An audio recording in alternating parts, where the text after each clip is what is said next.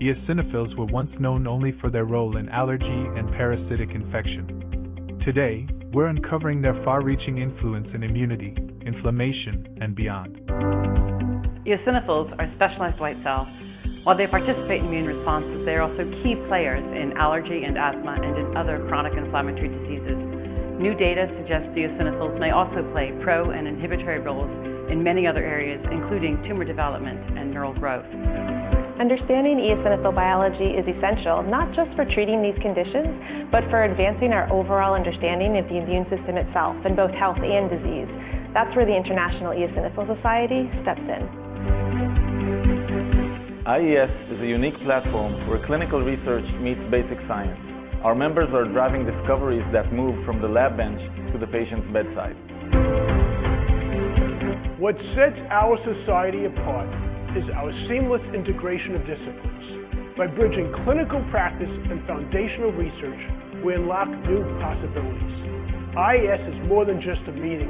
We're a society of individuals of all parts of the globe, interested in using science to best understand the eosinophils and rapidly apply that to the benefit of patients with eosinophilic diseases. IES has provided me with invaluable opportunities to connect, learn, and grow. Through the society, I've met mentors, collaborators, peers who have profoundly shaped my career.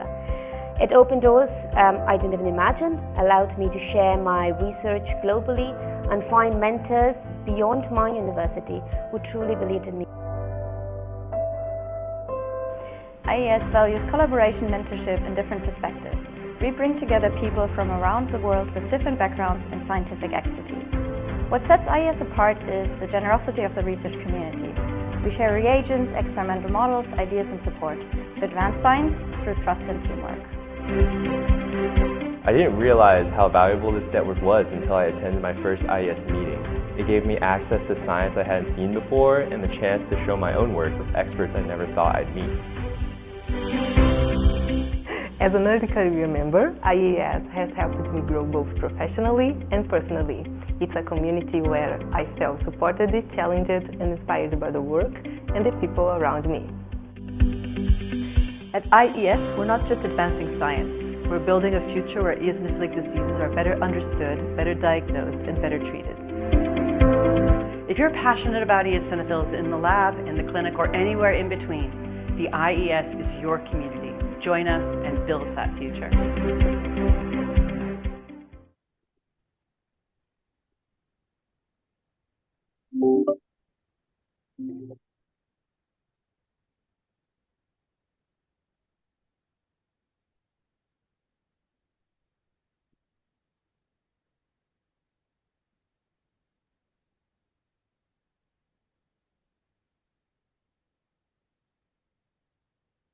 So welcome presenters and attendees to the IES webinar, Prenatal and Early Life Shaping of Eosinophils. My name is Elizabeth Jensen. I'm a professor of epidemiology at Wake Forest University School of Medicine. Dr. Berdnikovs and I are your moderators for today's session, and we're very excited to hear the presentations from today's speakers. But before we get to the presentations, I do have a few slides that I need to cover. And this first slide is just about the International Eosinophil Society that's sponsoring this meeting today. This is an organization of scientists and clinicians interested in the eosinophil, a blood cell strongly associated with many diseases. The society sponsors biennial meetings, monthly webinars, and other educational programming for its 300+ members to review new information about the eosinophil and its roles in health and disease. So this slide is just giving you some information, a QR code if you want to go ahead and scan and learn more about joining IES. It looks like they're offering some discounts now for joining, so consider checking that out. And then the save the date, the 14th Biennial Congress of IES is going to be hosted in Vancouver, Canada, and the dates here are being provided for you now, the 12th through the 16th of July in 2027. And then we also just want to thank the partners for their membership on the IES Corporate Advisory Council. Those partners are listed here. Okay, so I'm sure you're all ready to get started. Just a few housekeeping items here to cover. Attendees have been muted and the chat feature has been disabled. So please use the Q&A button to submit your questions at any time during the presentation. Okay, I'll turn it over to my co-moderator now, Dr. Berdnikovs. Good morning. I'm your second moderator today. I'm professor of medicine at the University of Colorado, Anschutz, and I'm a member of this great society. I'm happy to be here today with you. We have a very exciting topic today, which allows us to think about eosinophils before they're even born or made, and that's prenatal and early life shaping of eosinophil. We now think that eosinophils are a very important part of developmental interface early in life, helping to shape up the organ development or even for immune priming. So what happens maternally in utero or in early life has potential to change this interface and impact the fate of eosinophil itself or that developmental program. So very exciting topic, and we have three excellent speakers which are going to help us to learn more today about this, and they are Dr. Joan Cook-Mills from Indiana University, Dr. Zhenying from Oregon Health Science University, and Dr. Ian Lewkowich from Cincinnati Children's. I'm going to go ahead and introduce the first speaker. First speaker is Dr. Joan Cook-Mills. So she's director of the Pediatric Pulmonary Asthma Allergy Basic Research Program at the Herman Wells Center for Pediatric Research at Indiana University. Her current research interests are focused on understanding those mechanisms that make neonates and children of allergic mothers more susceptible to developing allergy. She uses a mix of in vitro cultures, mouse models, and translational human research to understand such mechanisms, specifically from a standpoint of maternal lipid regulation and priming of the dendritic cell subsets. Today she will present on topic of maternal DHET diet, pun intended, of allergic mothers that increases allergen responsiveness in offspring. So yours, Joan.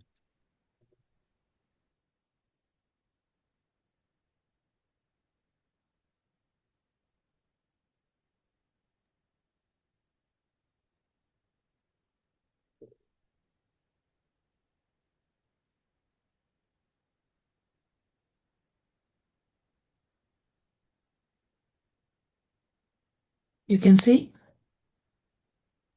Yes. Yes. Okay. Yeah. And you can hear me. Perfect. Can you turn your Thank you camera? for what? Can you turn your camera on, please? My camera's not on? Oh. That good? Yes. All right. Thank you. Thank you for the invitation to speak today. Our research, as Sergej said, focuses on factors from allergic mothers that enhance responsiveness of offspring to allergens.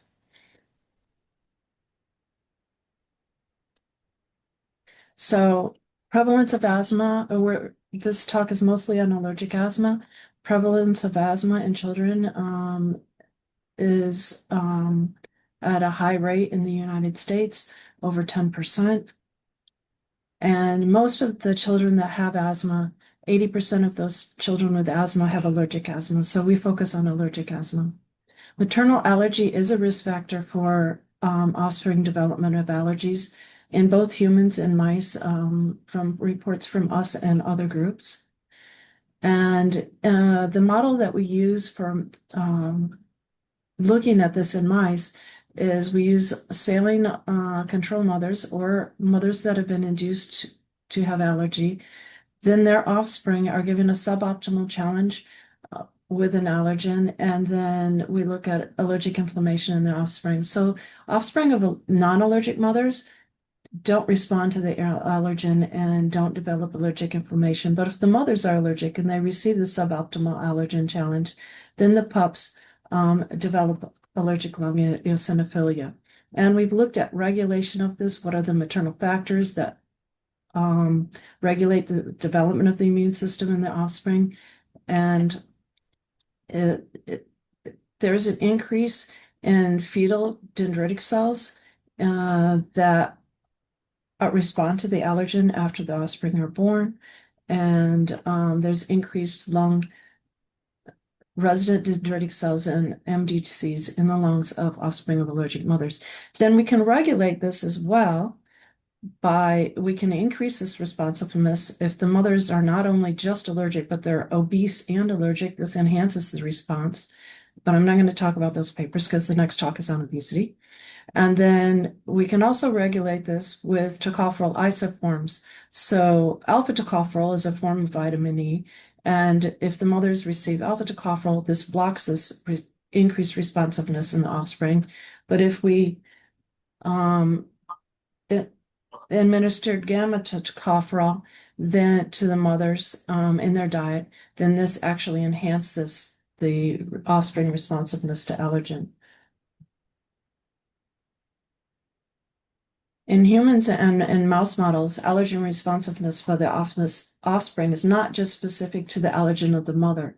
So the allergen can be different in the mother and the offspring, and we've shown this. So if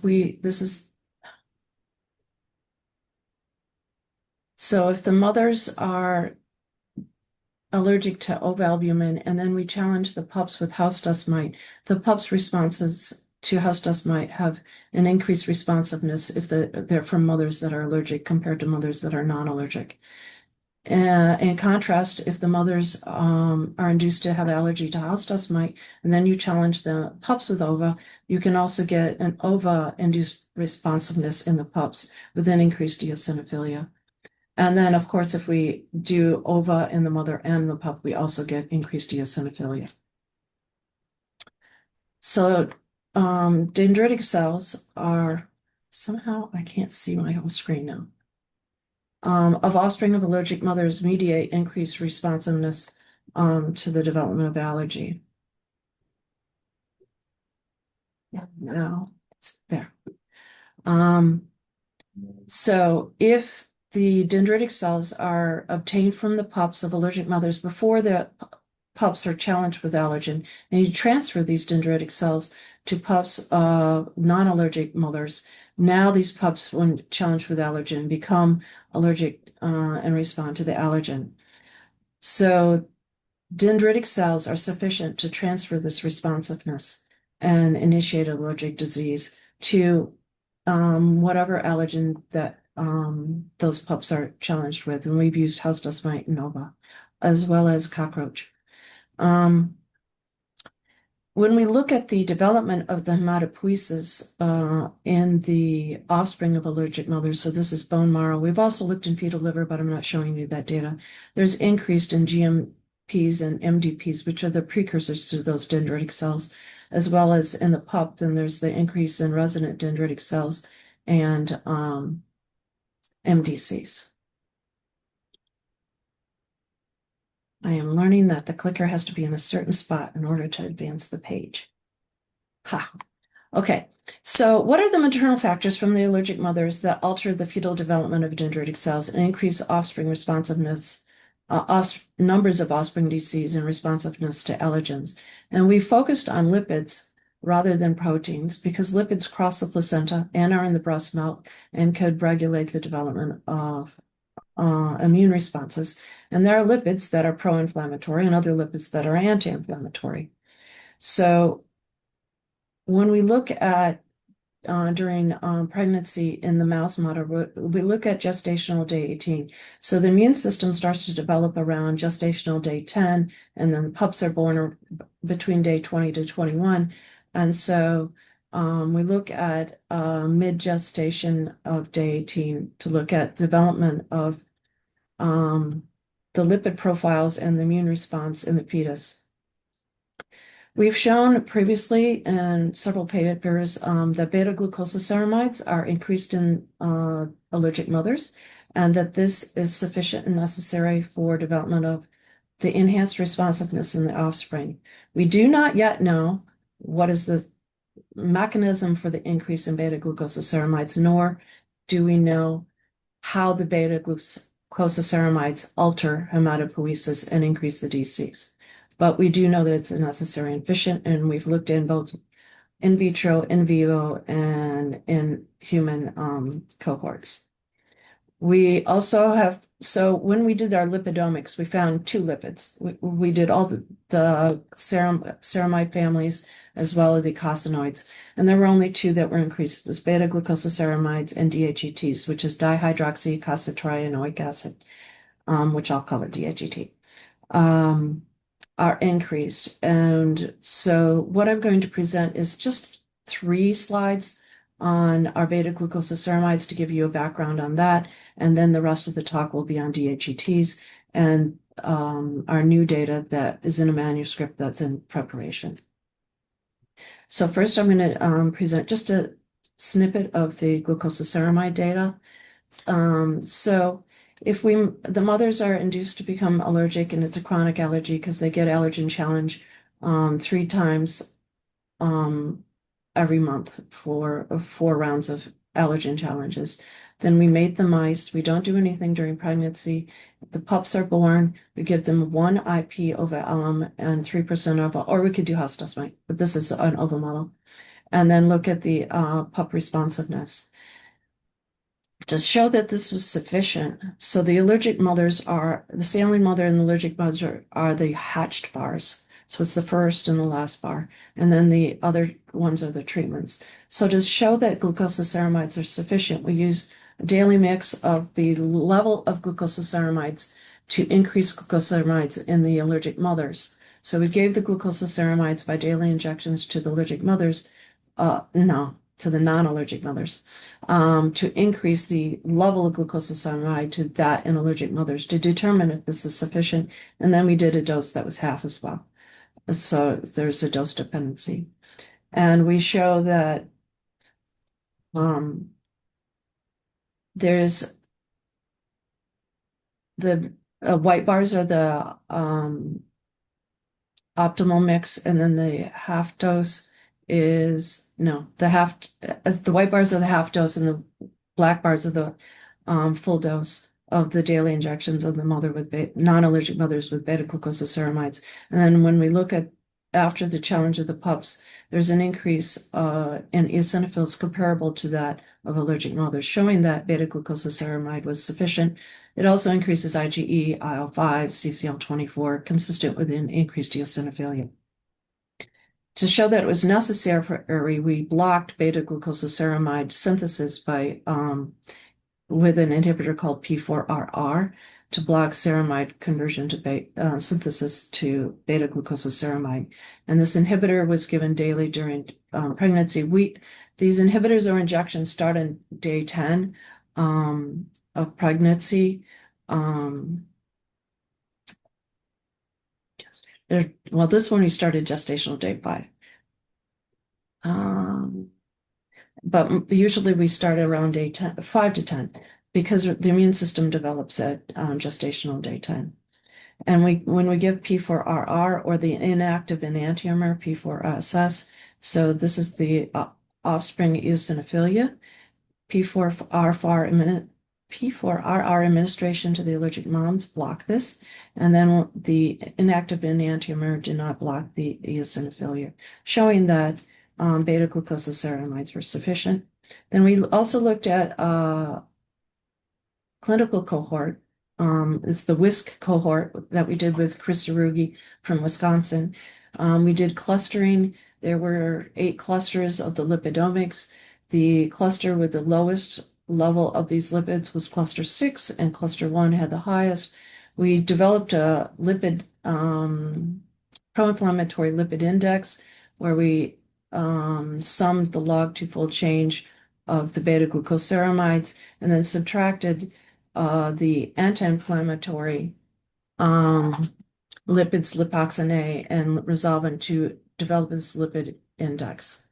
And the lipid index associated with wheeze in the first year of life. So these are cord blood lipids associated with development of wheeze in the first year of life, as well as it associated with atopic dermatitis in the first year of life, suggesting that these lipids that are in the cord blood and during pregnancy associate with development of allergic disease predisposition in children as well. So there's just a few of the figures from our beta-glucoceramide studies, but we have also recently been looking at the DHETs and the effect and whether these are necessary and sufficient. And I want to say that beta-glucoceramide and DHETs are from different metabolic pathways. There's different synthesis pathways and degradation pathways, but they are co-transported on apolipoproteins in the plasma. So even though these are generated through different pathways, they're co-transported and can reach the fetus and is in breast milk. So 11-12 DHETs, the one that I will show you in a few seconds, that was increased in both the mom and the fetus.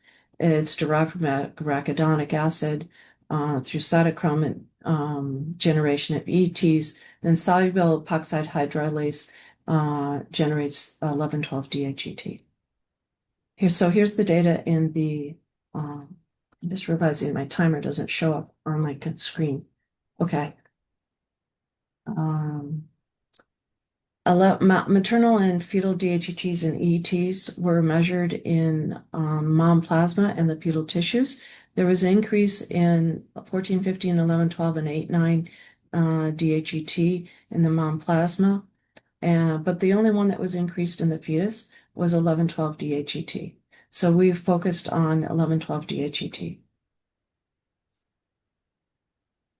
And we've also looked at the soluble epoxide hydrolase in the lungs of moms and shown that allergic mothers have an increased soluble epoxide hydrolase activity a message. This is using RNA-scope because the antibodies for soluble epoxide hydrolase are not very specific. So we used RNA-scope to detect mRNA and which cells are producing the epoxide hydrolase. And it was increased in the epithelium in the allergic mothers compared to non-allergic mothers. So our working model is that an allergic mother is producing lipids in the lung. This is transported on apolipoproteins, and DHET and glucoceramide can be co-transported on apolipoproteins. This reaches the fetus, modifies fetal hematopoietic development, and skews to increase type 2 DCs in the fetal liver, as well as in the offspring. And the lipid is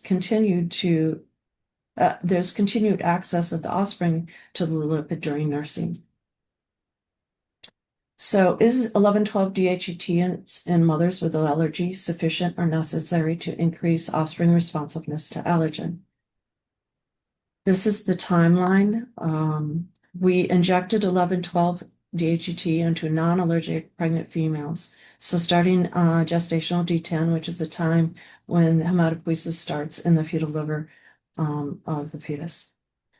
Then they're giving daily DHET, and the level we're giving is 3 micrograms per day, sub-Q injection in an ethoxylated castor oil, which is a carrier for a lip because it's a lipid injection, and this is so it can be a suspension, and DHET can be suspended in castor oil and given as sub-Q injections. We've also shown that this increases the level of DHET in the mothers, non-allergic mothers, to the level in allergic mothers, which is in the next slide. The pups are then giving an allergen challenge, and we analyze eosinoids, flow cytometry for the DCs. We look in the lungs for eosinophilia.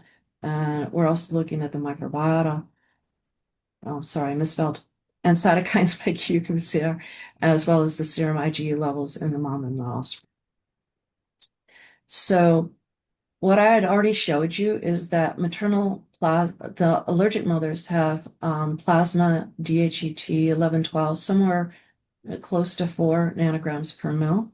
When we administer the 3 micrograms of DHET, we did dose curves to find the 3 micrograms, but the 3 micrograms of DHET raises this to approximately the 4 nanograms per mil in non-allergic mothers.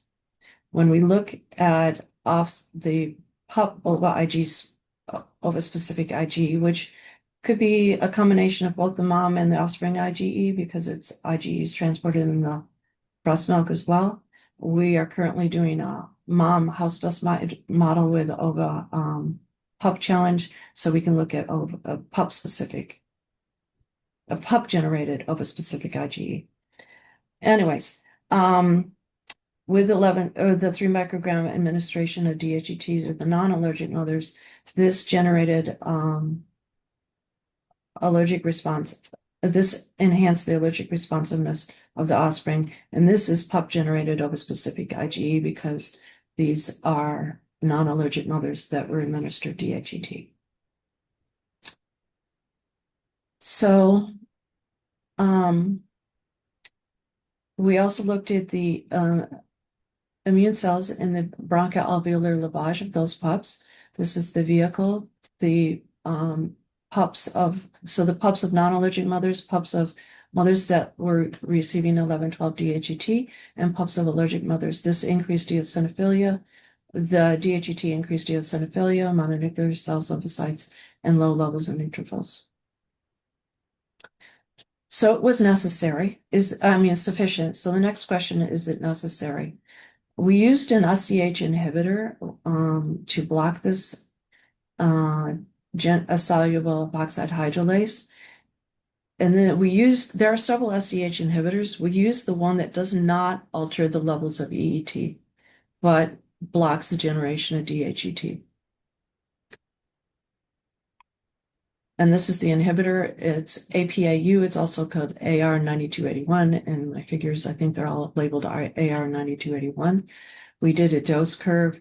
This is in the drinking water because it's water soluble. And we used doses previously used in mouse models to block SCH, and then determine whether this dose curve works to block development of allergic disease in the offspring of the allergic mothers. So the moms were given ova and made allergic to the ova. We began the treatment of gestational day 9, and then did the ova challenges of the pups and looked to the readouts for development of eosinophilia and allergic disease.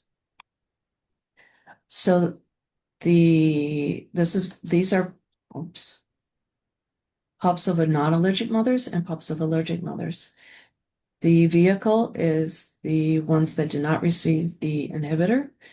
The mothers that received inhibitor have a dose-dependent effect on pup generation of responsiveness to allergen and eosinophilia in the lungs, with the maximal dose of 15 blocking this. There's also a dose-dependent effect on mononuclear cells and lymphocytes and neutrophils, so the low levels of lymphocytes and neutrophils. So it was sufficient to block development of allergic responsiveness and eosinophilia in the lungs of pups of allergic mothers. We looked at the IgE, and in this, it blocked the, it did not block the ova-specific IgE generation, but it did block the eosinophilia. We also looked to see whether the inhibitor could be given during pregnancy or nursing. So what I had showed you before was the inhibitor was given during pregnancy and nursing, but it's sufficient whether it's given during pregnancy or during nursing only. And this blocks the eosinophilia when the mothers receive the inhibitor. It blocks the eosinophilia. It blocks the mononuclear cells as well. We then looked at the dendritic cell subsets because these are sufficient to transfer the allergen responsiveness. And this inhibitor blocked the development of MDCs and RDCs in the lungs of offspring of allergic mothers in pups that were challenged with allergen. So 11-12 DHET was necessary and sufficient for development of allergic disease in offspring of allergic mothers. And we wanted to know whether 11-12 DHET directly affected hematopoiesis. So we did bone marrow DC differentiation in vitro with doses of DHET. And remember, it was around 4 nanograms per mil of 11-12 DHET. And in this dose curve, approximately 4 nanograms is near the maximum for generation of RDCs and MDCs and GM-CSF stimulated bone marrow cultures. It also increased the expression of MHC class 2 on these dendritic cells. So 11-12 DHET and beta-glucosylceramides in allergic mothers was sufficient and necessary to increase offspring responsiveness to allergens. So in an allergic mother, there's generation of pro-inflammatory lipids that are transported to the fetus, alter fetal dendritic cell development, and also the lipids are transported in milk. And I didn't show you all the lipid data for expression of the lipids in the plasma and all the tissues. We've looked in breast tissue, we've looked in the fetus, in the placenta, and the mom lung, and in the pup stomach, and the pup lungs, and the pup plasma, and the pup liver. So we have looked at these DHET levels in beta-glucosylceramides in all these tissues and looked at regulation of the lipids as well as the allergic response, but I only presented the allergic response because of the time. This increased IR4 positive MDCs and RDCs, which are the type 2 DCs that are important for the initiation of allergic disease. And these are the people that worked on this. This is my lab, some current members and past members. We went to the Cubs game one time, and these people are the really terrific people in my lab that work together, discuss ideas, and give input, are great at generating the data and doing the experiments. We've also collaborated with Kirsten Kloffer and Chris Sarugi, and we have our lipids measured at the Virginia Commonwealth University Lipidomics Core, and have been supported by NIH for these studies. And I really appreciate all these collaborations and the support from all my people and NIH. Thank you. Questions? Thank you, Joan. Great talk. Can you hear me? Yes. All right. So we have questions coming in. So I'll read out the first one from Kelly McNagney. Fascinating talk. Great focus on pregnancy. Mechanistic question. Are the effects of beta-glucoceramide direct, or do they alter the microbiome, inducing an indirect effect? Right? So if you have systemic administration of these metabolites, so they could be shifting the resident gut microbiome, and this could have an influence on allergic process. What are your thoughts on that? Okay, I didn't present any of the microbiome data. We have also done studies to show that the microbiome is altered in the lungs. We are currently doing some stuff in the gut, but in the colon, but the microbiome in the lungs is altered in offspring of allergic pups, and it's altered in the moms. And in the offspring, if you transfer the microbiome of allergic pups before any allergen challenge to the pups to pups of non-allergic moms, that microbiome is also sufficient to transfer responsiveness. We have ongoing studies to look at the function of the microbiome. But if you look at, and what we're going after is microbiome catabolism of complex lipids and metabolism of epoxide hydrolase of EETs by the microbiome. So we're looking at microbiome metabolism of lipids that then regulate the development of allergic disease in the offspring. And we're getting very close to publishing that. He has a follow-up question. So, which yes. If you administer that to adults, right, would you have similar mechanism engaged rather than administered what? So the lipids, DHET, if that was administered then in just an adult or after birth. Oh, you mean it? We gave it to. No, so it's hypothetical. So we did administer to the allergic mothers. He means them non-allergic mothers, He or means non-allergic mice, or non-pregnant mice. non-developmental effects. Hypothetically, if you just gave it to like a regular adult mouse, so would you be able Give to it to a regular adult mouse and then Yep. allergen challenge them? Yep, exactly. We haven't done that.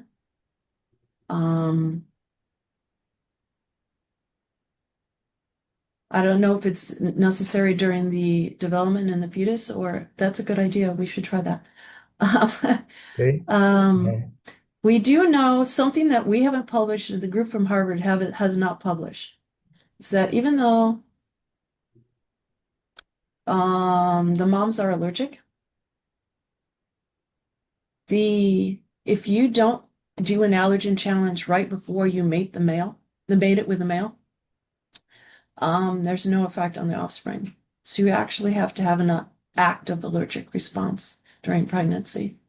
You can't just have that she's a chronically allergic, she has a high IgE, there's no allergen challenge, she's not having an active allergic response.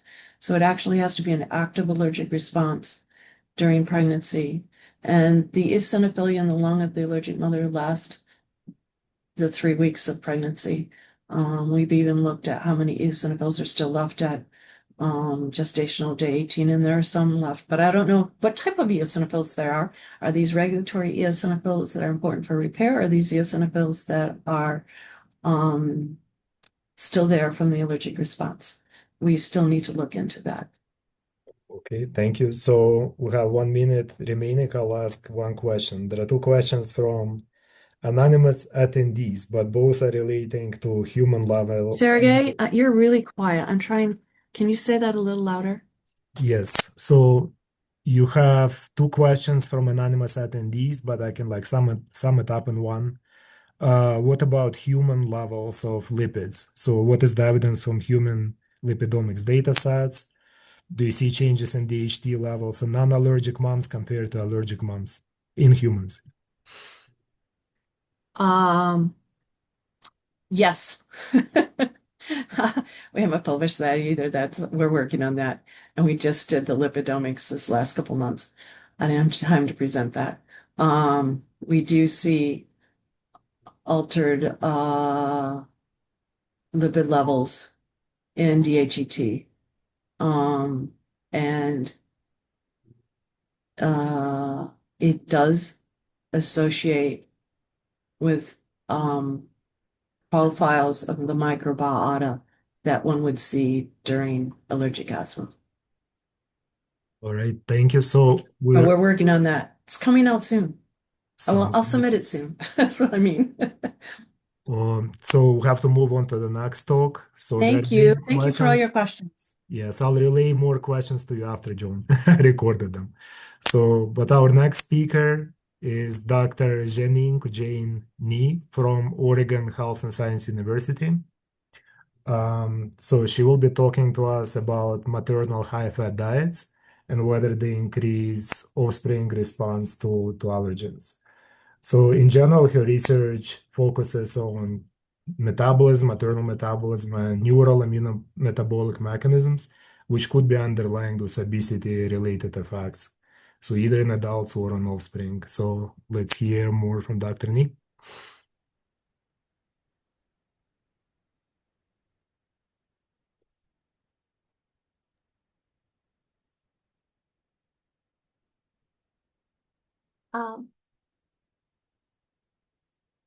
Can you see it? Can you see it? Yes. Okay, great. Camera, Thank please. you. Good morning, everyone, and thank you for the introduction. At the beginning, when we started the project, we thought we would have a simple answer for this question. Dr. Nye, could you please turn on your camera? Sorry? Could you please turn on your camera? Oh, I see. I'm sorry. Yes. Now I turn on. Okay, sorry. Hi, good morning, everyone. Yeah. At the beginning, we thought we will have a simple answer for these questions. However, the science have their own plan, and a few surprises show up. I will tell you later. And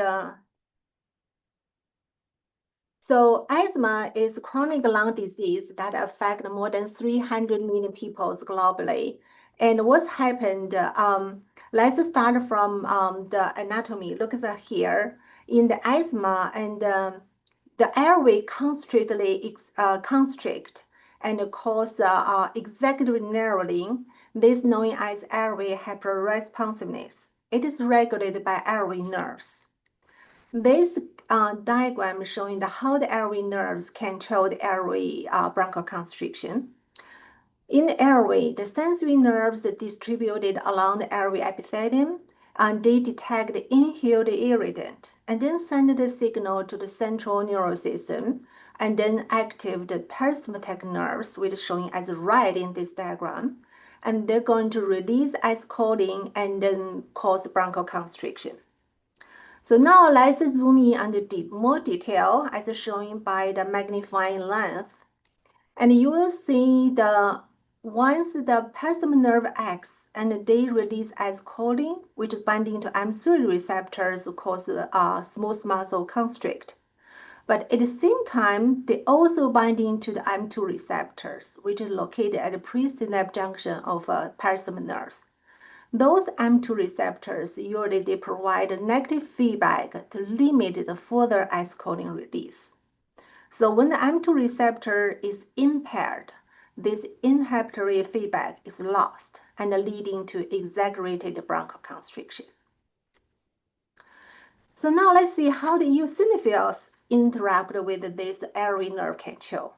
This is in fetal asthma patient. You can see the eosinophils, which is stand red and close to the airway nerves, which is stand as black and also showing by the arrow. And the eosinophils and recruited to the airway and close the nerves. And this also can happen in the animal model, which is after antigen exposure, such as the mice after host asthma exposure. You can see a lot of eosinophils, which is labeled by fluorescence antibody and showing as pink, and also close to the airway nerves, which is stained with a PDP 9.5, a pan-neural marker, and showing as white. So the eosinophils, and they can release a major basic protein, and the radioligand competition binding IC already showing that those major basic protein actually can bind to the M2 muscle receptors and compete is binding to the agonist. So actually, those major basic protein behave like antagonist. So as a result, the normal M2 receptor function can be blocked by the major basic protein and causing the stronger bronchoconstriction. The role of the eosinophils in this area hyperresponsiveness can be confirmed by several strategies, either by reduce the eosinophils with the anti-L5 antibody, or blocking the major basic protein with antibodies, or neutralize the charge by the heparin. All of those strategies can prevent the loss of M2 receptor and restore the normal bronchoconstriction. Well, the eosinophils can cause asthma, is a high risk. There's another high risk, which is maternal obesity. So with the human data already showing in the pregnant woman, with the increase of their body fat, actually the risk of asthma also rises. And so how it is caused, and it's still unknown. To study this mechanism, we developed a mouse model of maternal obesity. The female mice were fed either high-fat diet or normal chow before the pregnancy, during the pregnancy, till the lactation. After the weaning, all the pups, regardless of mom's diet, they were feeding with the normal chow. Well, the data we didn't show here, And I want to mention that those female mice, once they are on high-fat diet, they actually develop with more body fat. So from then on, I call them obese dam. And first, no surprise at here, and we look at the offspring, look at their body weight, body fat. And for those that are born with obese dams, they're showing as right field triangle. And you can see at 16 weeks, they develop more body weight, body fat, no surprise. And then we look at their airway function. Here on the left, you can see the x-axis is the dose of the 5-HT, also called serotonin, and served here as airway irritant. They're going to induce bronchoconstriction and increase airway resistance, which is showing as a y-axis. And you can see, no surprise, with the increasing dose of 5-HT, there's increased bronchoconstriction in all the offspring. But if you look at the right field triangle, those offspring of obese dams, they have a significantly higher bronchoconstriction as compared to the offspring of lean dams. In order to confirm the role of nerves, we performed bilateral vagotomy and then repeated the same protocol in the same animals. We found vagotomy totally block out those increased bronchoconstriction. Clear indicate this is mediated by the airway nerves. Then we measured some metabolic parameters, including insulin. Again, right field triangle are those offspring of obese dams. And you can see those insulin increased at 12 weeks and continued last till 16 weeks. The data didn't show here is at the beginning, at like 4 weeks, 8 weeks, there's no significant difference here. And in order to further confirm the role of insulin, we even performed the select deletion of insulin insulin receptor on the mouse. So we take advantage of those estrogen receptor driven by avalin promoter, and then breeding them with insulin receptor framed with LOXP. So in this new transgene mice, we can select it to delete the insulin receptor in those avalin positive neurons at a selected time, which is we select as 15 weeks. And in selecting to the avalin positive neurons, which is the majority of the sensory neurons and also some parasympathetic neurons. As those mice are showing as a blue field triangle here.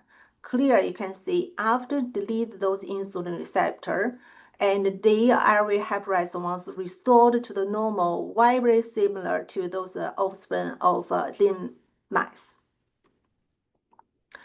So as the insulin played a key role here, I would like to share some knowledge that we learned from another model, which is adult obese animal model.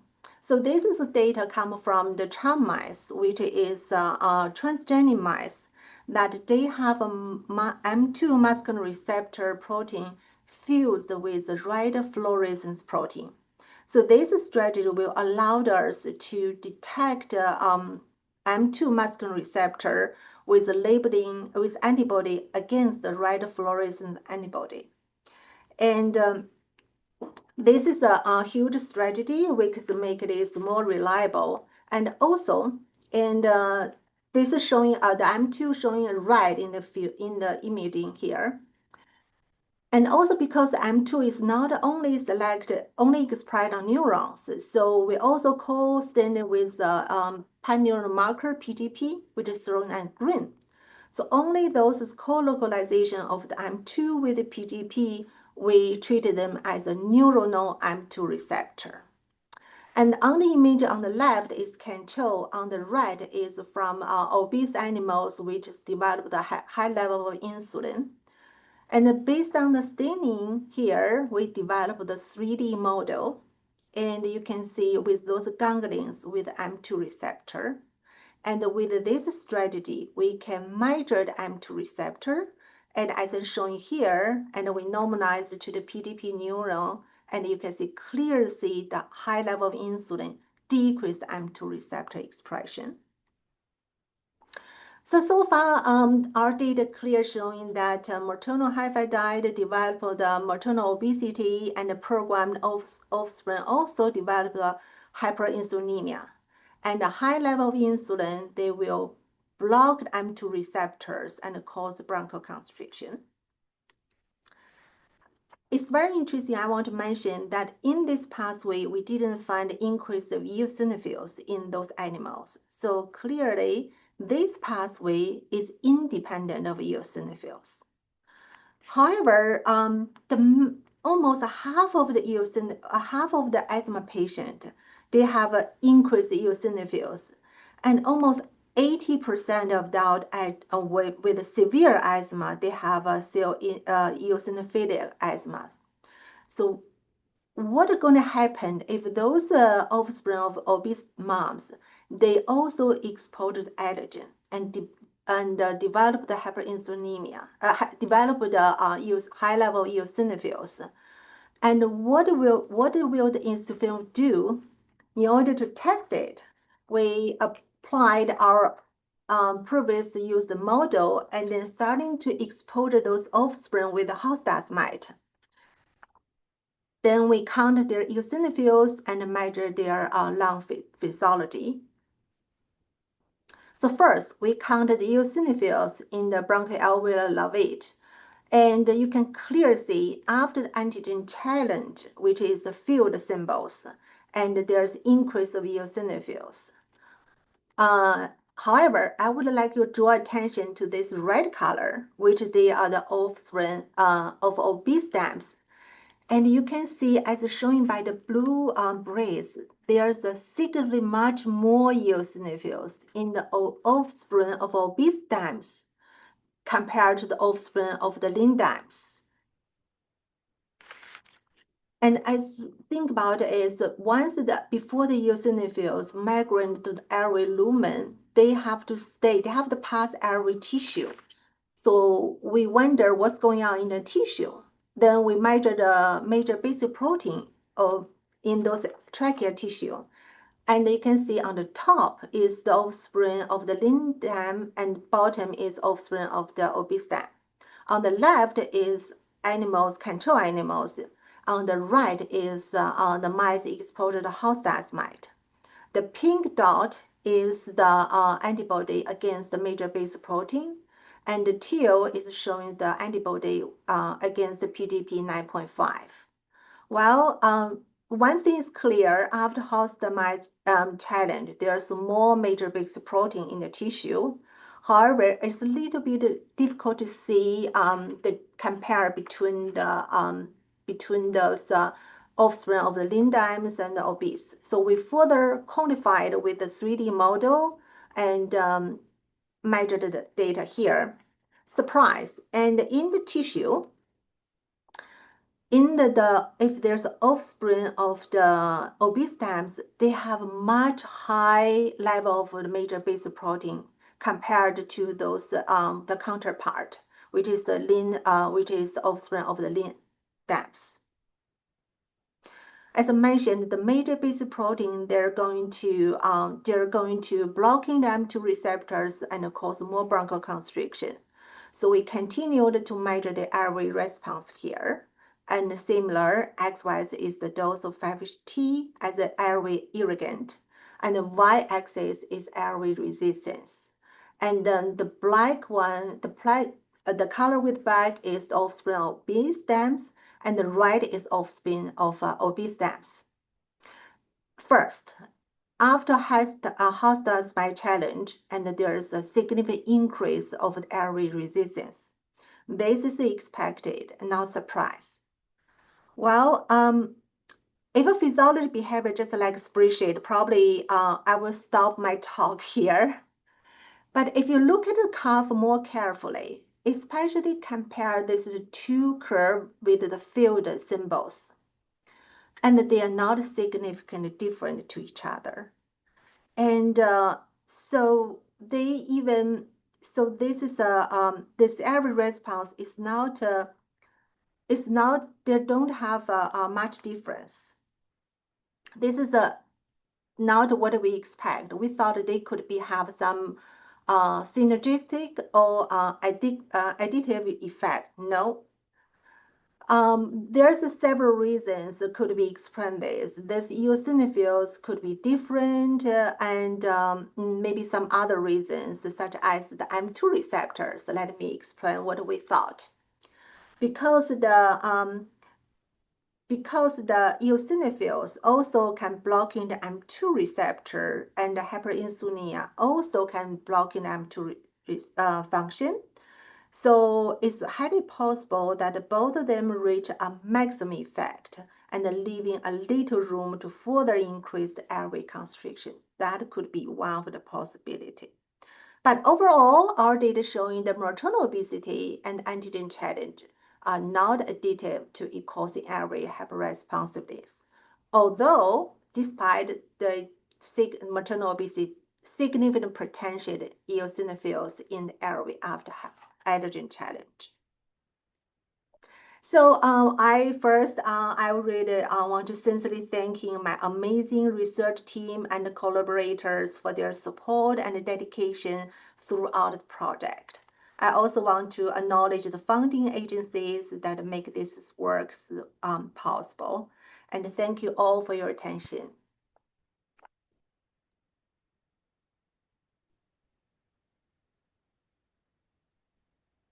Thank you, Jane, for a wonderful talk. We have time for questions. I don't see any questions in the queue, so please start typing if you have them. So I can go ahead and ask question myself. How do you think the maternal effect is transferred to offspring? So it's just through milk, or you believe there is some in utero imprinting through metabolism? And have you tried to kind of dissect that, right? This kind of like $1 million questions, and it's so many people devoted their time on it. Yes, there's several pathways the maternal obesity can affect the offspring, and as mentioned in the previous discussion, the microbiome is one possibility, is one pathway. But for our data, we highly think that is due to the uterine environment, because we have the data showing that if feeding the dams with the high-fat diet, the same diet, if feeding all the time before pregnancy till the lactation, they have those effects. But if you break down to different windows, such as only before the pregnancy, or only during the pregnancy, or only during the lactation, they have a different effect. And it turns out the only common time frame is during the pregnancy. So which indicate the uterine environment is highly sensitive, highly important.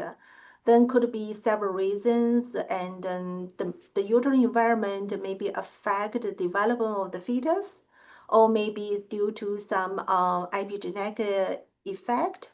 And there's so many possible here, and also maybe due to the lipid transfer from the moms to the babies. Yeah. This is fascinating how metabolism gets imprinted, right, in offspring through in utero. I mean, that's the whole realm on its own. But Yeah. the question is, so from your data, it seems that insulin resistance is potential culprit in offspring. Have you directly measured parameters of insulin resistance in tissues or systemically, just to say that that's potentially an upstream driver? Yes. So due to the time limitation, I cannot show those measurement in those offspring. Yes, we did. For those offspring, we measured their fasting glucose and measured the fasting insulin, and then also measured the glucose tolerance test, and also measured the insulin tolerance test. So our data clear showing if those offspring of obese dams, they have damaged the glucose metabolic, and they also have damaged the response to the insulin. So both of them are not normal. And for mom, we didn't see much difference after those short period of high-fat diet. They only showing a huge increase of body fat, but maybe it's not a metabolic disorder yet, or yeah. It's interesting then that when you delete insulin receptor on nerves, it seems to alleviate, right, hyperresponsiveness in offspring. So that would be interesting because in insulin resistance, potentially you have loss of insulin sensitivity and signaling. And by deleting, you're not really helping. So it's interesting to think about the mechanism, right, at the nerve level and the insulin. So I'm sure you're Yeah. working on it. Yeah, definitely. Yeah, you're absolutely right. The insulin signaling pathway, they can impact so many tissues. And we're focused on the neurons, but there's a data showing that also they infect the inflammatory cells. So for that part, we haven't got the time to explore. But there's a data showing that definitely there will, yeah, there's some impact there. Okay, so you have questions from Dr. Steven Ackerman. Can you decrease the overall allergen sensitivity to move the model away from maximum AHR and airway eosinophilia? And also, this is to enable seeing an effect of eosinophils in the visceral dumps. Wow, that is a great question. Yeah, let me just yeah. So we tried. We thought about to see remove those eosinophil. What's going to happen? That's kind of like a very interesting question. So first, we think one possibility is remove the eosinophils. That could fix everything because in the past it's happened if like a virus infection and also have an antigen challenge and they have a huge airway bronchoconstriction. And although both of them are mediated through different pathway, but you get rid of eosinophils, kind of like fix everything. So we thought it maybe it could be the same pattern that maternal induced offspring airway hyperactivity and allergic induced eosinophils induced activity could have a both same pathway, but we get rid of eosinophils can fix everything. That's one possibility. But there is a highly chance there's another possibility, which is we get rid of eosinophils, but the metabolic disorder caused airway hyperresponse still there. So we don't know, really, we don't know. We needed to, we're planning some tests to test it. And another part is decrease overall allergen sensitivity to remove the model area. So the maximum airway hyperactivity, we would like to see in our measurement the highest the airway hyperactivity data we got in our particular experiment is not the maximum measurement ability. We saw much higher airway bronchoconstriction in other models. So that is not the maximum of measurable. It's just the maximum of this is animal model. So I don't know, basically, yeah. We will try, yeah, we will try. But it's great idea. We're also very excited about the news, continue experiment, try to get rid of eosinophils. Thank you very much, Jane. So we're out of time for questions. There was another one from Elizabeth Jensen. I'll relay it to you after so you can answer it. Okay. But we'll have to move on and proceed with our last talk of the session by Dr. Ian Lewkowich from Cincinnati Children's. So he's going to talk to us about early life eosinophil recruitment, which could drive homeostatic lung development and function. So, and Dr. Lewkowich is interested in general in mechanisms of allergic disease from different perspectives, and obviously a role that eosinophils play in those interfaces. So, Dr. Lewkowich, it's all yours.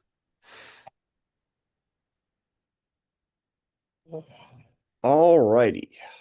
All right. So you can see my slides now. Okay. So thanks to the organizers first for the opportunity to speak here today and present some of the work. I'll point out that this has recently been published. So if you want to go ahead and look at it more in depth, I encourage you to go and look at it. I will point out also that it is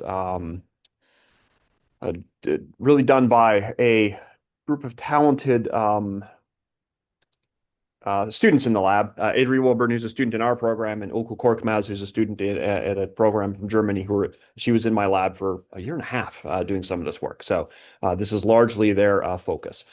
And so the focus of my lab is allergic asthma, and I don't need to sort of belabor that to this audience, but this is really a disease which is sort of driven by T cells and sort of inappropriate T cell responses, Th2 development, Th17 development, and production of cytokines like IL-13 and IL-17 in the lung, which drive sort of structural changes, which include things like airway remodeling, induces airway hyperreactivity, and overall mucus production. And this leads to the symptoms of allergic asthma that we know: coughing, wheezing, and shortness of breath. And so because the immune response is sort of central to this, the pathogenesis of the disease, there's been a lot of work to try to understand what are the factors driving the development of this sort of aberrant immune response. And there's clearly a genetic component, right? So this is a very famous GWAS study done in asthma. And so you can see that there are a number of genes or polymorphisms which rise to the level of sort of genome-wide significance, and a lot of them are focused on the immune response. So cytokines, cytokine receptors, transcription factors, which sort of are important for T cell differentiation. So genetics clearly plays a role in asthma susceptibility and asthma development. But it's also been demonstrated for the past few decades that there's sort of been a rise in asthma prevalence around the world. Right. And so here's a series of slides sort of looking at asthma prevalence in the United States. And in this particular graph, we have 8.3% is sort of the high, and you can see that there are some states in 2000 which sort of reach that. But as we progress through time, more and more of the United States turns out to be red. And the similar sort of trend were observed all over the world. And at this point in time, the CDC, who are the ones who put out this map, sort of realized that this isn't going to be a useful color scheme, so they switched it. Now 8% is basically the low, and 10% is the high. I also like to think that they maybe want to change states blue rather than red. So as we progress to 2021, which is the most recent data they have, we can see that a large portion of the United States is currently has a prevalence of asthma over 10%, right? So clearly this is a sort of increasing prevalence, and that time frame is really too small to be explained by genetics alone, right? That's just not enough time for genetic changes to sort of have this sort of effect. So what this has led others to speculate is that there are environmental influences, environmental sort of exposures are changing, and those acting in genetically susceptible individuals are sort of driving some of this increase in asthma prevalence. And so what I'm trying to do in my lab is figure out what those environmental exposures are and figure out how they might be sort of regulating susceptibility to asthma development. Okay, and so in thinking about this, one of the main things that so I sort of started by reviewing and sort of trying to understand what factors have been associated with changing asthma prevalence. And things like cigarette smoke definitely seem to, if you're exposed to high levels of cigarette smoke, you have a higher risk of developing asthma. The environment in which you grow up, farming environment in particular, seems to be protective. A couple of studies show that. Environmental pollutants, high levels of pollutant exposure are associated with increased asthma risk. And diet. Certain diets are protective, whereas other diets are sort of pathogenic. And sort of superimposed upon that, we're also sort of understanding that early life exposures are particularly, something popped up, so sorry. No, I can't get rid of it. Okay, so early life exposures are particularly important, and there's some factors which are specific to early life as well, things like cesarean section birth or breastfeeding, whether you do so or not, which are also linked, right? So it seems that early life exposure seems to be playing a very critical role. Now, in thinking about this, all of those things that are sort of listed on the slide here, what they also do is change the microbiome, right? And so this is sort of they were changing the types of bacterial species which are colonizing our mucosal surfaces. And so I set out with a overall hypothesis sort of that is one of the sort of main mechanisms through which these exposures do this. They sort of alter the patterns of microbial colonization, and this is what's influencing asthma development later in life. And so I set about trying to develop a model to test that. And the tool that we chose to use in this particular case is the application of antibiotics. And so this some of this work was initially published in 2023, and that's sort of in the Red Journal, and that's sort of indicated here. And what this sort of paper demonstrated or introduced was our model of early life antibiotic exposure and the influence on asthma development. So in this model, we took pregnant C57 black 6 mice, gave them a cocktail of antibiotics, including ampicillin, vancomycin, gentamicin, so really sort of broad spectrum, knocking out everything. We applied this basically from embryonic day 15 to postnatal day 28. Now, we demonstrate that this induces profound dysbiosis in the offspring, right? So despite the fact that the offspring aren't directly getting the antibiotics, they are impacted. But we then wait for several weeks, shown here is 7 weeks, but we've taken out longer as well, to allow the microbiome time to normalize. And then we sort of run through an asthma model. We give a house dust mite directly to the lungs of these animals and then look 72 hours after that to look at airway function. And that airway function graph is shown here. Basically, the higher on this axis you go, the more asthmatic the mice are. The black symbols are control offspring, and the red symbols are offspring of antibiotic-exposed mice. So allergen exposure does induce airway hyperactivity, so these mice are getting asthma. And in the offspring of antibiotic-exposed animals, this is magnified, right? So this is sort of consistent with the idea that this early life antibiotic exposure is doing something. And the sort of gist of this paper that was really that what was driving this was a mixed Th2, Th17 response. So if you block 17 in these animals with the very high level of airway hyperactivity, we can bring them down to here. So the Th2, Th17 response seemed to be driving that. But moving forward, what I wanted to do is try to figure out what's going on in this time period, sort of what's driving this later development of asthma susceptibility. And so the first thing I really did was try to figure out the timing. Is timing of antibiotics exposure important? So we first started off with an exclusively prenatal antibiotic exposure model, and that shown here demonstrates that this has no effect, right? So the prenatal allergen exposure or the prenatal antibiotic exposure really is not sufficient to induce it. So we extended this a little bit further into the postnatal period, ending the antibiotics at postnatal day 14. And again, that was not able to recapitulate the phenotype, suggesting that sort of the later postnatal window between just before weaning may be important. And indeed, when we had a model which we gave the antibiotics exclusively between PN10 and PN20, that was really sufficient to recapitulate much of what we saw with the sort of very lengthy antibiotic exposure. And so that was very interesting to us. But what we also noticed in this, interestingly, is that this not only changed sort of allergen-induced airway hyperactivity, but also baseline airway hyperactivity, right? So this isn't necessarily a completely benign model. I mean, these mice are getting PBS directly into the lungs multiple times. So it could be that that sort of inflammatory response is sort of being magnified. But we also sort of demonstrate, looking back at the earlier data with the more extensive model, that same sort of thing happened, right? So we see this sort of increased baseline airway hyperactivity. And this, to me, was a little bit reminiscent of something that has been observed in kids for a very long time, right? If you have a wheezy kid, that kid is more likely to develop asthma later in life, whether that wheeziness comes from virus exposure, bacteria exposure, pollutant exposure.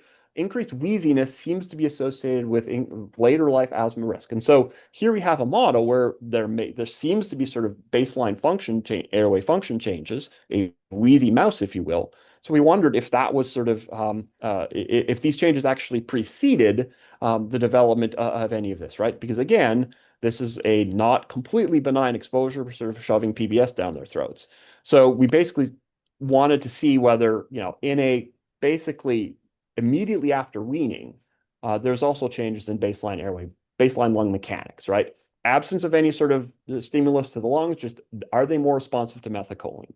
And the answer was yes. So taking 4-week-old mice, there's a significantly increased respiratory resistance in these animals. Now, using this FlexiVent system that we use to measure airway responses, you're actually able to tease out sort of large versus small airway dysfunction. And when we do that, we didn't see any changes in the large airway dysfunction, but we did see changes in basically dysfunction associated with small airways, right? Suggesting that it's the small airways that are particularly impacted. And I don't really understand completely what this means, but we also saw a decrease in inspiratory capacity in these animals. So the next thing we wanted to do was figure out whether this was durable, right? Because this is very proximal to this antibiotic exposure. They're probably still dysbiotic. So we wanted to see how long this lasted, and we took this out to 14 months of age. So We let some of these mice grow up for over a year in our colony, and then looked at airway function, and we saw the exact same phenotype. So even 14-month-old mice had this sort of increased airway hyperreactivity. There was no change in large airway dysfunction, but there was a significant increase in the small airway dysfunction. And then again, we see this similar significant decrease in inspiratory capacity. So whatever was going on in the lungs at this sort of very early time point was really sort of driving a very extensive change in lung mechanics. So then, given that this is sort of focused on the small airway, and given that Cincinnati Children's, where I sort of live, is very well known for lung developmental biology, I reached out to some of my sort of developmental biology colleagues and say, hey, can we look at the sort of structure of the alveoli in these animals? And they said, sure, that's easy. Just give us some lung sections and we'll be able to do that. And so they did that.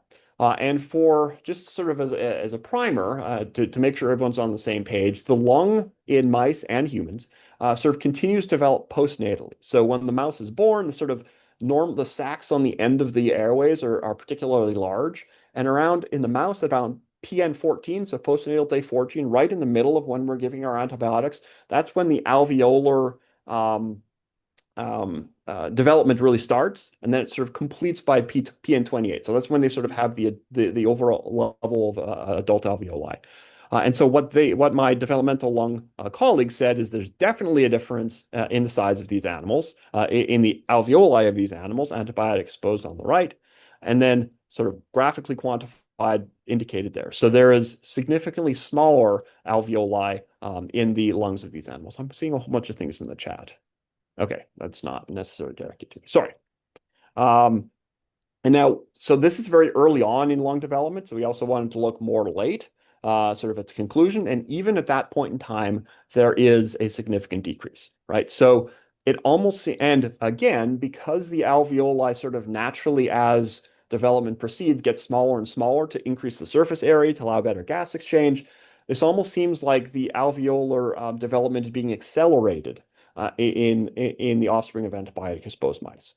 So that was really cool. And so that got me to thinking, okay, what supports lung development at this stage? And, the lung developmental colleague said, like, Wnt signaling and type 2 epithelial cells. And I'm like, I'm an immunologist. Give me something immune-mediated that I can sort of sink my teeth into.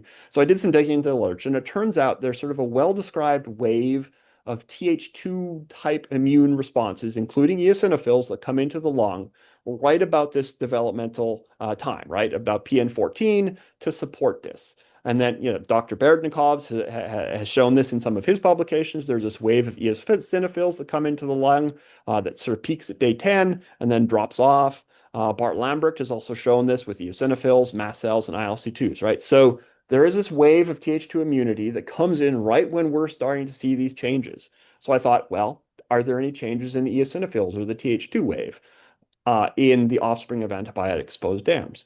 And indeed, there is. So we first confirmed that we could see this wave, right? In control offspring, there's an increase in eosinophil recruitment to the lungs, peaks at sort of day 10, and then it's gone by PN28. And this is amplified in offspring of antibiotic-exposed dams. Okay. Now, this is not due to change in total lung cell numbers, because that's largely identical. And when we were able to there's this idea of there's inflammatory and regulatory or resident eosinophils. They were sort of comparable, right? So all of the eosinophils that were coming into the lung were sort of magnified. And no differences were we able to observe in ILC2s or Th2 cells. Okay, so this is interesting because there's this wave of eosinophils associated at a time when lung development is occurring. We have more eosinophils in this model and sort of accelerated development, suggesting that these eosinophils might be contributing in some way to that lung development.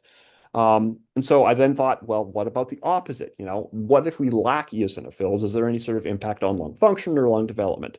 And so we turned to some colleagues here to get some eosinophil deficient mice. The double gamma mice have been around for decades. Nobody's ever really described differences in lung function at baseline. But if you look really carefully at some of the sort of asthma papers, the PBS exposed mice do have differences. So that sort of gave me a little bit of encouragement that this might be the case. But when we took these eosinophil deficient double gamma mice and then basically looked at lung function at PN28, we saw exact opposite phenotype as we did with antibiotic exposure, right? So there's decreased respiratory system resistance, no change in the large airways, but a decrease in the small airway component, right? And then this similar increase in inspiratory capacity. Again, leading to the idea that eosinophils may be playing this sort of previously unrecognized role in contributing to homeostatic lung development, right? And so I think that's pretty interesting and pretty cool because it describes, again, the eosinophil as sort of a novel technique or novel role for eosinophils in lung development, which had not, to my knowledge, been actively described before. So to summarize then, I think, I've made a couple of I think exciting observations. So we see that there are changes in the trajectory of lung development, and these are sort of associated with the development of more severe asthma. And so I think this is generally consistent with the idea that asthma might be a developmental disease, like the DHET hypothesis, right? Because if you change the trajectory of lung development, you're ultimately changing susceptibility to disease later in life. So I think that's kind of interesting. We've also demonstrated that if we change the amount of eosinophils that come into the lung, we can change the pattern or the trajectory of that lung development, right? More eosinophils are associated with increased airway hyperactivity and accelerated developmental trajectory, while fewer eosinophils are associated with reduced airway hyperactivity. And we're currently trying to figure out whether, that developmental trajectory is also sort of altered in these animals. And then we're also able to show that changing the microbiome through the application of antibiotics is really sufficient to alter that eosinophil recruitment. At this point in time, the signals are really unclear. I am not by nature a microbiome guy, but I do point out that we do find that short-chain fatty acid levels in the feces of these animals, these antibiotic-exposed offspring, are really low. And we also know that short-chain fatty acids can sort of limit eosinophil development. So it might be that by limiting levels of short-chain fatty acids, we're sort of allowing the outgrowth of eosinophils or expansion of eosinophils. And just to sort of conclude some more provocative closing thoughts, I do think hopefully my data support the idea that eosinophils are regulating lung development and asthma development, but I wonder if this sort of explains some of the observations that severe viral infections like RSV or rhinovirus, which have been linked to development of asthma later in life, the eosinophil might be sort of central to some of that, right? You're increasing the eosinophils through these viral infections, and they're sort of contributing to asthma susceptibility.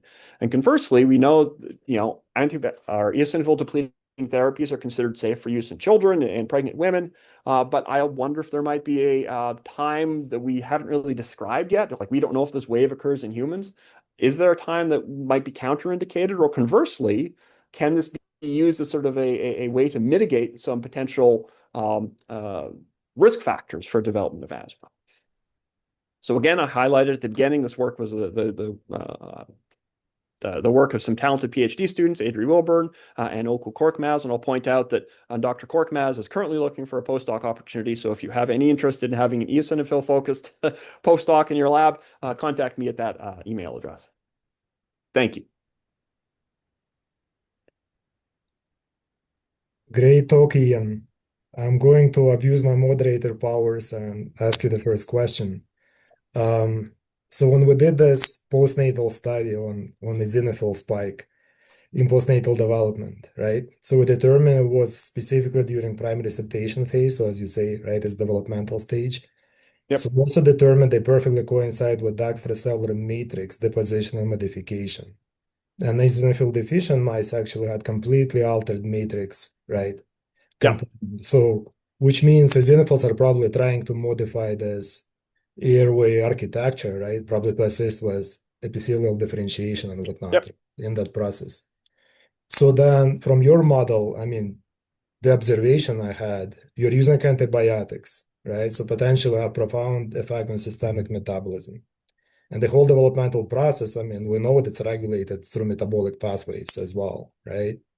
So the fact that you see spike in eosinophils probably reflects the tissue is in distress and not going through normal developmental process, so they're trying to help out, right?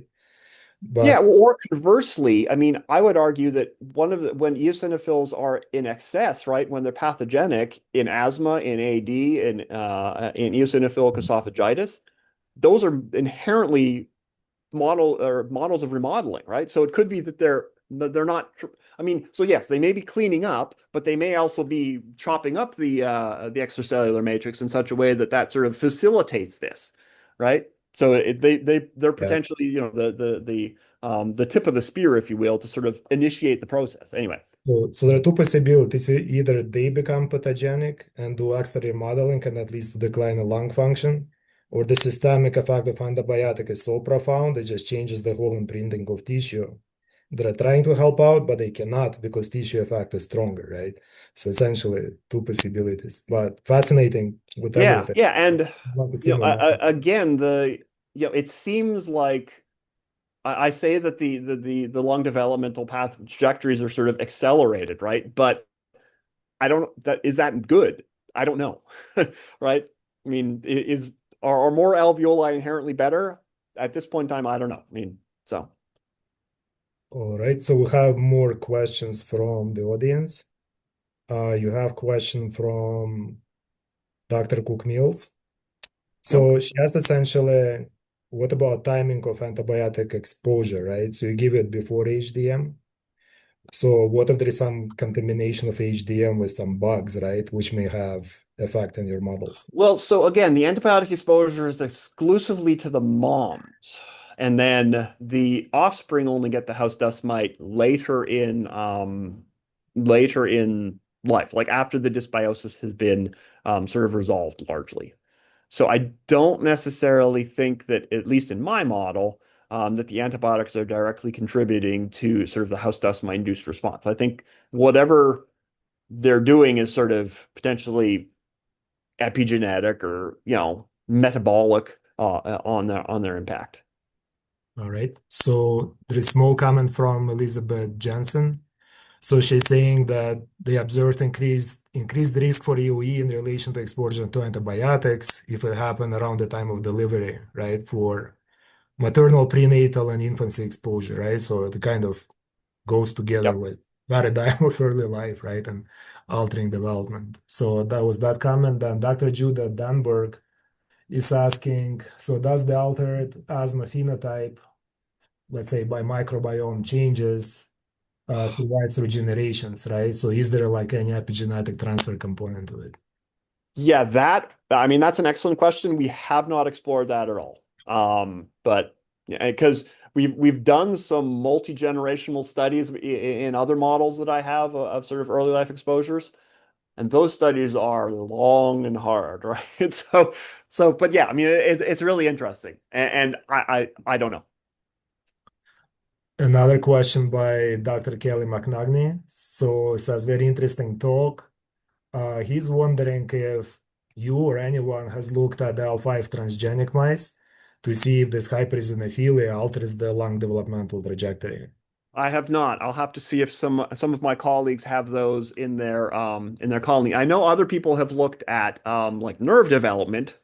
Dr. Fryer's group has looked at nerve development in the L5 transgenic and seen that is also increased. And I will point out, just because I know that some members of that group are on the call, that I do also, in addition to the acetylcholine-induced airway hyperactivity, I also see increased in the serotonin-evoked airway hyperactivity. So that sort of reflex bronchial constriction.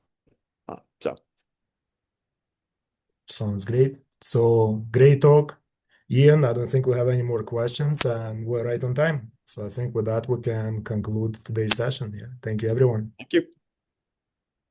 Okay, just a last couple of closing remarks on behalf of IES and meeting organizers. We want to take a moment to just thank the presenters for their incredible presentations today and for the attendees for taking the time to attend our session. Just a quick reminder, the full webinar recording will be available on demand. And please consider scanning the QR code on this slide to complete a brief evaluation of today's webinar. I believe this also is going to be sent out by email. So thank you again and have a great rest of the day.